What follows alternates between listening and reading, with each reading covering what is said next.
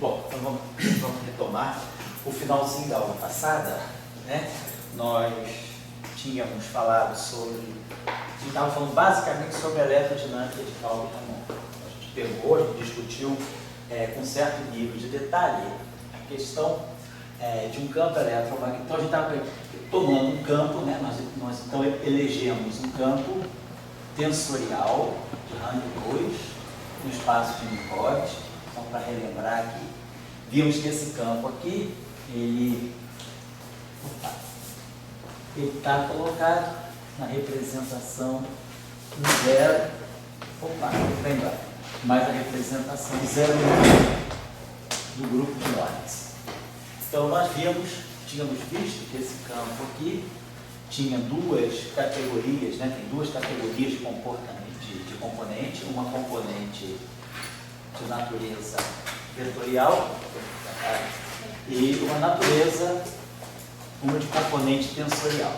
Eu acho que, se eu não me engano, deixa eu dar uma olhadinha aí, nós tínhamos feito agora, aliás, só para eu pegar as convenções da aula passada. Vou pegar só aí, não fugir as convenções da outra aula. Obrigado. Então, nós tínhamos feito o seguinte. O dia 2 está aqui. Esse é essa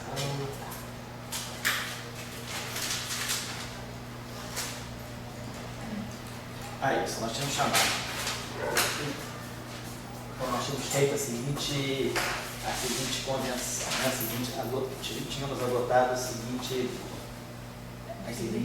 notações. Essa componente aqui, então, a componente B0i contra a variante, que é menos a componente B0i covariante, nós chamamos de um campo X, quer dizer, um potencial, campo tipo potencial X sobre C.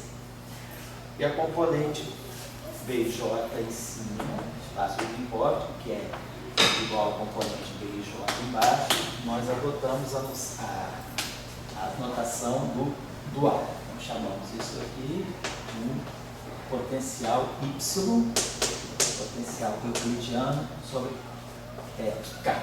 Então, foi a adoção que nós fizemos. E aí nós tínhamos visto que esse campo aqui, ele gera um tensor intensidade de campo, que é o análogo do campo de Maxwell, que é um campo tensorial de campo 3, né? Então nós vimos que esse objeto aqui, definido desse modo,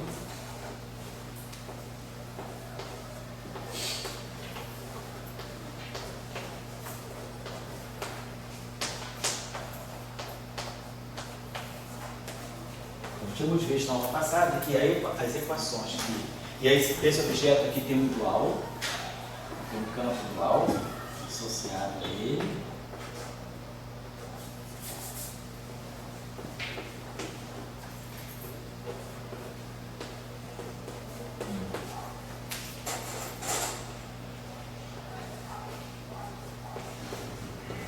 Tínhamos esse campo dual aqui. Na aula passada, então, nós tínhamos feito a seguinte identificação. A componente G0 e J, né, acabava sendo o que nós definíamos como se fosse uma espécie de um campo elétrico associado a esse campo. Então, isso aqui era, por sua vez, igual ao dual. E depois tínhamos pego a componente puramente espacial, GJK, que saía para nós uma espécie de um campo magnético, só que esse campo magnético é um campo magnético de natureza escalar. E esse campo aqui a gente fez o seguinte.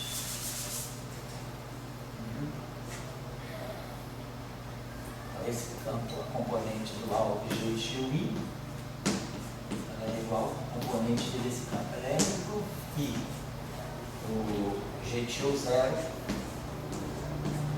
é esse campo escalar magnético. A gente tinha visto na aula passada.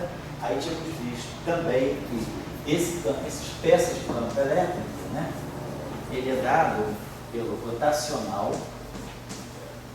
do potencial X mais 1 sobre C. Na verdade, a gente fez até isso, a gente botou esse X sobre C. X sobre C.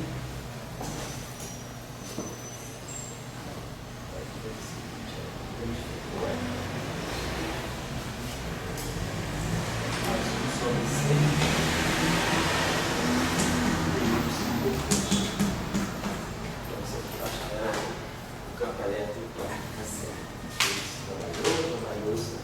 E aí nós chegamos a essas equações de Maxwell. As equações de Maxwell são em forma covariante, dadas desse modo aqui. E aquela que nós chamamos de identidade de Bianchi. Então essas aqui são as equações de Maxwell desse campo que se refletem dessa forma aqui. Elas acabam sendo rotacional, que é igual a zero, divergência de E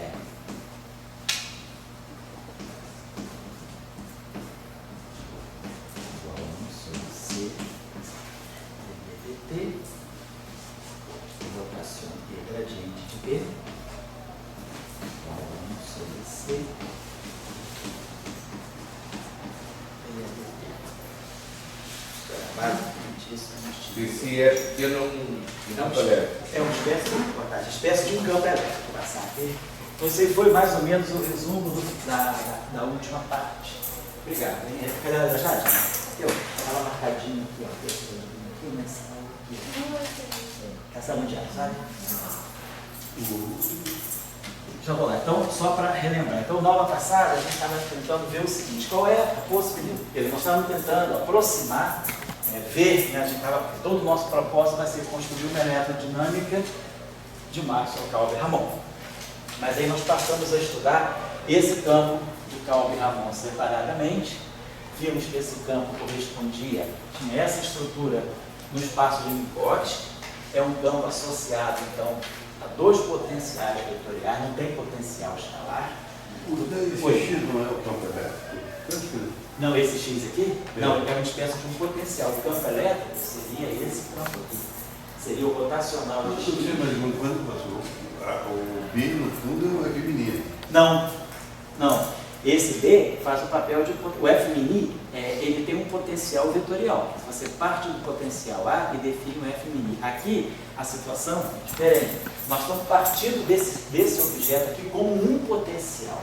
E aí, o que é o campo, esse aqui é o tensor de intensidade. Mas você está chamando isso, mas na verdade o B é uma F mini, né? Ele tem a mesma representação tensorial que o F mini, mas ele não é o F mini. Porque o F mini é um invariante de gauge. Esse cara aqui não é. Nós vamos ver aqui. A invariância de gauge está aqui. Quer dizer, esse cara aqui, apesar de ele ter dois índices e parecer com o F mini, ele faz o papel do potencial de massa.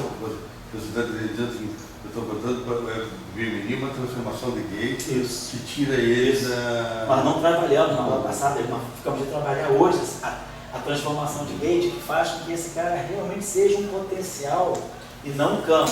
Para nós, os campos desse tipo de tratamento aqui são dois campos. Nós temos um campo elétrico de natureza vetorial e um campo magnético de natureza escalar. E os dois potenciais são potenciais de natureza vetorial. Quer dizer, o nosso campo elétrico agora é o rotacional desse X e 1 sobre C dy dt, e o nosso campo magnético, na verdade, até esqueci de escrever aqui, esse nosso campo magnético, vamos colocar aqui, ele é o divergente desse potencial Y. Então, essa é a nossa estrutura de campo. Nós temos dois potenciais de natureza vetorial, e aí os campos associados são um vetor e um escalar. Como está aqui, eu tenho. Então essas seriam as equações de Maxwell para esse sistema. Como o campo elétrico é um escalar, eu preciso ter uma informação sobre o rotacional, um vetor, perdão, eu preciso ter uma informação sobre o rotacional e a divergência dele. Mas o nosso campo magnético agora, que seria o campo magnético, é um escalar. De um escalar, a única informação sai do gradiente. Então essa aqui seria a equação de Maxwell. Essa equação aqui seria análoga, seria essa equação aqui, que é a identidade de Bianchi. Essa seria a equação de Faraday-Lenz. Para esse potencial, seria a equação tipo Faraday.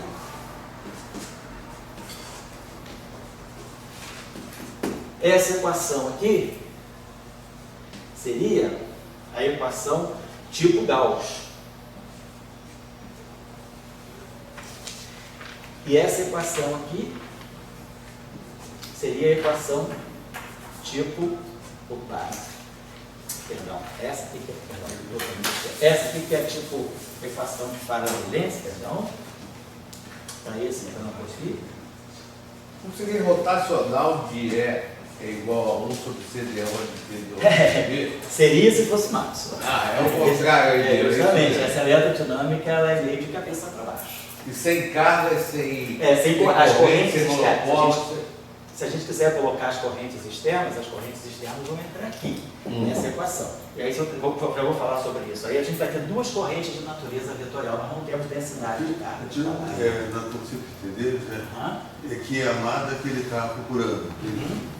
Quer dizer, o campo elétrico surgiu, o pessoal estava com lá o Biosavar, algum corrente, e daí surgiu essa ideia de campo elétrico. Daí é uma coisa mínima. Certo. Entendeu? Daí o FMNI é uma representação. Eu acho que você não estava nas duas aulas atrás.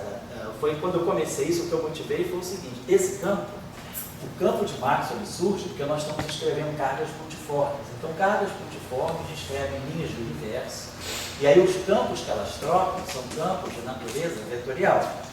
O que nós estamos descrevendo agora são objetos estendidos. Então, esse campo aqui, ele é o potencial para dar a interação entre dois objetos estendidos. Não estou mais falando de partículas multiformes, eu estou falando de partículas estendidas. Então, agora, a interação entre esses objetos aqui, ela é mediada por um novo tipo de campo. Então, é isso que está em jogo agora. E daí, a minha lei de Gauss agora, quer dizer, o que é a corrente? O que é um objeto estendido? Quer dizer, quando esse objeto estendido ele tem uma densidade, a densidade dele não pode ser uma coisa escalar. Esse objeto é estendido, ele tem uma noção de direção. Então, provavelmente a densidade dele vai ser um vetor. E se ele se propaga, quer dizer, se esse objeto se move, ele vai ter uma corrente também de natureza vetorial. Então, o que nós estamos dizendo... Eu não entendi por que essa densidade seria vetorial.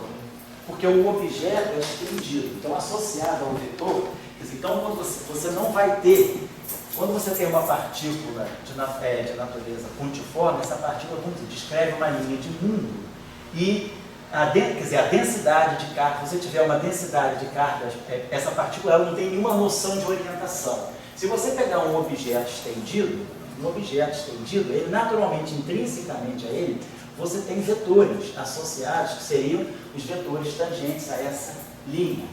Então, se você fizer uma densidade desses objetos agora, você vai ter uma soma de vetores aí. Então, você vai ver alguma coisa de natureza vetorial, você não vai ver alguma coisa de natureza escalar. Então, essa é a motivação. Então, nós estamos falando de uma eletrodinâmica. Agora, o que o Cláudio está perguntando, aonde é que isso se relaciona com o eletromagnetismo? Então, esse campo elétrico pequeno é gerado pela linha... linha do tempo, isso. Então vamos ver como é que é a estrutura de correntes aí para a gente discutir isso. Então nós vamos chegar a essas equações tipo Maxwell. Então, não falamos ainda das simetrias de Gauge, vamos chegar desse tipo de equação que, por exemplo, se nós pegarmos a derivada temporal dessa equação aqui, nós vamos ter divergência de dE dt. E aqui nós vamos ter 1 sobre... aqui a gente vai ter 1 sobre C. Vamos dizer que a gente pega então 1 sobre C, né? ddt disso aqui. Aí aqui eu vou ter 1 sobre C2, D2, dt2 do B. Vamos dizer que aqui a gente tem 1 sobre C. Tá. Então, 1 sobre C dE dt, 1 sobre C. Então peguei essa equação aqui e apliquei nessa equação 1 sobre C ddt. Então ficou 1 sobre C ddt do lado esquerdo e 1 sobre C ddt do lado direito. Agora, 1 sobre C dE dt é o gradiente de D. Então, isso aqui fica divergência do gradiente de D. 1 sobre C2 D2, DT2, B. Então isso aqui é o laplaciano de B. Então a gente tem uma equação que é 1 sobre C2, D2, DT2, menos laplaciano, que é o D'Alembertiano, de B igual a zero. Então a gente está vendo que o campo magnético, esse tipo de campo magnético, B descreve uma equação de onda. Sai daqui uma equação de onda para B. E se a gente fizer a mesma coisa aqui, nós vamos ter gradiente de 1 sobre C, dB dt. E do lado direito nós vamos ter 1 sobre C2, D2, dt2, do E. Qual a informação que nós temos? Então, 1 sobre C, dB dt é o gradiente da divergência do E. Isso aqui é 1 sobre C2, D2, dt2, E. Agora, rotacional do rotacional de E é gradiente da divergência de E menos o laplaciano de E, identidade vetorial. Só que o rotacional de E é zero. Então isso aqui é zero. Então se isso aqui é zero, o gradiente da divergência é igual ao laplaciano. Então para esse campo aqui, o gradiente da divergência dele é o laplaciano dele. Então essa equação também vai me dar uma equação de onda para o campinho E. Então, de fato, eu tenho dois campos, né? Não, só pergunta, como você fala corpos estendidos, eu posso imaginar vários pequenos pontos formando... É como se fosse uma linha. Você imagina uma linha como sendo formada de vários pontos que estão continuamente ligados. Né? Como se fosse isso. Ah, então, esse elétron poderia dizer que ele é como se fosse para N pontos. É uma cortinha. É como se você agora não tivesse mais a carga toda concentrada no ponto, mas a carga é um objeto estendido. Então, esse campo, como eu expliquei na aula passada, nas aulas anteriores, ele foi estudado no início da década de 70, que era quando o pessoal estava começando a estudar a teoria de cordas. Então, a pergunta era, se as partículas deixam de ser objetos pontiformes e passam a ser objetos estendidos, qual é o campo que vai mediar a interação? O campo vetorial, que é o campo de fóton. O campo do fóton faz a mediação da interação entre partículas pontiformes. Se eu agora tenho objetos estendidos, que categoria de campos vai fazer a mediação dessa interação? Porque aí o objeto estendido, ele não descreve mais uma linha de universo. Ele descreve uma superfície de universo. Se imaginar um objeto estendido, ele vai evoluindo, ele vai descrever uma superfície mundo. E aí, dois objetos interagindo, eu vou ter a interação de duas superfícies mundo. Então agora, ao invés de eu ter, quando a partícula é pontiforme, né? Partículas são pontiformes, elas vão interagir através de uma linha. Então eu vou ter um campo, né, de natureza vetorial, que é o campo naturalmente que faz a ligação aqui. Mas agora esses objetos aqui, eles não vão interagir a partir de uma linha, eles vão interagir a partir de uma superfície. E uma superfície, naturalmente, ela não está associada a um vetor, ela está associada a um tensor de rank 2. Uma superfície é dada por um produto vetorial. Então, o produto vetorial é justamente aquele campo de rank 2. É simétrico, ele faz o produto. O elemento de superfície, né, o elemento de linha, é o vetor. Então, o campo vetorial, o campo do fóton, é um vetor. Mas agora, o objeto estendido, ele forma uma superfície de universo. Então, a superfície, ela tem um elemento que é uma dos-forma, um elemento de linha, né? É um objeto que é direcionado, assim que a gente faz, né? Parametriza uma superfície e vai tirar os elementos de superfície infinitesimais, a gente tem um produto vetorial das duas coordenadas. Então, esse objeto aqui, naturalmente, vai pedir um campo tensorial de rank 2. E aí, a questão é essa, o objeto tensorial de rank 2, ele, na verdade, descreve dois vetores, se ele for pensado como um potencial. E o análogo, então, da mesma forma a gente faz vamos dizer assim, a correspondência. Da mesma forma que eu tenho o potencial do fóton, eu agora, desse lado, eu tenho o potencial associado a esse tensor. Da mesma forma que o F', quer dizer, o que é o rotacional de um vetor? O rotacional de um vetor é um tensor de rank 2. Então, o que é o rotacional de um tensor? O rotacional de um tensor é um tensor antissimétrico de rank 3. Então, isso aqui faz o papel do F', isso aqui faz o papel do Ami, isso aqui faz o papel do F'. Então, eu vou escrever as equações de Maxwell daquele modo lá. As linhas, aí, claro, a gente botou na aula passada, o lagrangiano, que ele escreve isso aqui, que é 1/6 de G' kappa ao quadrado. Esse lagrangiano aqui, ele dá para nós exatamente igual ao campo eletromagnético. Então, o lagrangiano é 1/2 de A2 menos D2. É como se fosse o campo elétrico ao quadrado menos o campo magnético ao quadrado. Só que agora nós temos um campo magnético que é de natureza estalar. Então, o campo elétrico, entre aspas, vamos dizer assim, tem um campo vetorial e um campo de natureza estalar. A gente pergunta, isso é uma conjuntura ou é uma fisicidade?